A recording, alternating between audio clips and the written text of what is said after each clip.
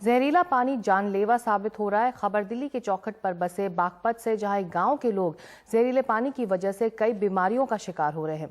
100 लोग 2 सालों में कैंसर के चलते मारे गए हैं और कई बच्चे अपंगता के शिकार हैं। हमारी खबर को आधार बनाकर नेशनल ग्रीन ट्राइब्यूनल ने पहले यूपी और केंद्र सरकार को नोटिस दिया। अब सेंट्रल पोल्यूशन कंट्रोल बोर्ड ने एनजीटी में एफिडेविट दाखिल कर माना है कि हिंडन का पानी वाकई खराब हो चुका है।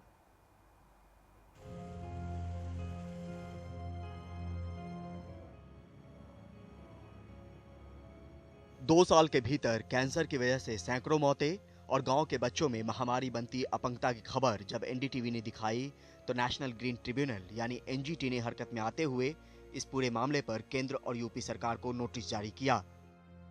नोटिस दिया है भारत सरकार को, साथ में दिया है उत्तर प्रदेश सरकार को। जवाब दाखिल करने की मोहलत 17 दिसंबर यानी बुधवार तक थी, जब सेंट्रल पॉल्यूशन कंट्रोल बोर्ड ने एनजीटी में हलफनामा दाखिल कर कहा कि हिंडन का पानी हद से ज्यादा जहरीला है।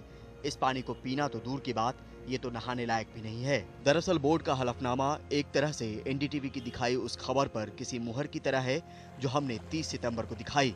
इस मामले में अब अगली सुनवाई 16 जनवरी को होनी है। एफिडेविट फाइल करा गया है सेंट्रल पोल्यूशन कंट्रोल बोर्ड की तरफ से और उसमें ये बताया गया है कि वाकई में वहाँ का जो रिवर का जो वाटर क्वालिटी है वो बहुत डिट्रेटेड स्टेज में है और उसका मेन जिम्मेदार जो बताया गया है वो मेन जिम्मेदार बताया गया है शुगर इंडस्ट्रीज़ को और पेपर इंडस्ट्रीज़ को, केमिकल इंडस्ट्रीज़ को और ये स्लॉटर हाउसेस को। और सीपीसीबी ने ये भी कहा है कि वो डिफरेंट जगह पर एक इंस्पेक्शन करते हैं और यूपी पॉल्यूशन कंट्रोल बोर्ड के साथ जो उन्होंने इंस्पेक्शन करा है, खासकर एक रिवर का यहाँ पे उन्होंने नाम लिया है हिंडन रिवर का, और ये कहा है कि उसकी जो स्थिति है वो इतनी बदतर है कि आज के टाइम पे आप उसमें नहा भी नहीं सकते। दरअसल हमने जो कहानी दिखाई थी वो हिंडन रिवर को लेकर ही थी कि गांव के आसपास से गुजरने वाली एकमात्र नदी हिंडन है और जो ग्राउंड वाटर को रिचार्ज करने का काम है वो हिंडन ही रिचार्ज करती है। तो ग्राउंड वाटर दरअसल बहुत ज़्यादा पॉल्यूटेड हो चुका है। सेंट्रल पॉल्यूशन कंट्रोल बोर्ड ने हिंडन के प्रदूषण के लिए शुगर मिल, पेपर मिल, बूचर खाना और केमिकल फैक्ट्रियों को जिम्मेदार ठहराया, जिनका गंदा पानी सीधे हिंडन में गिरता है। जन्म के 14 साल बाद भी विकास पिता के सहारे का मोहताज है। वक्त भले बदला हो लेकिन हालात और मजबूरी नहीं बदली। 8 साल की नेहा किसी तरह खड़ी भले हो जाए लेकिन चल नहीं पाती।